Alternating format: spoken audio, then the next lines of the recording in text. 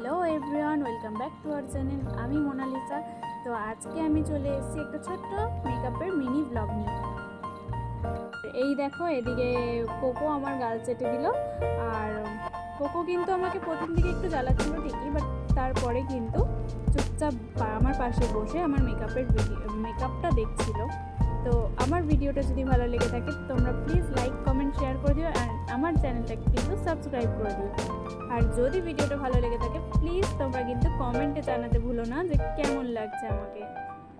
লাস্টে কিন্তু আমি একটু ঢং করে নিয়েছি সেজে গুজে। চলো দেখতে থাকো।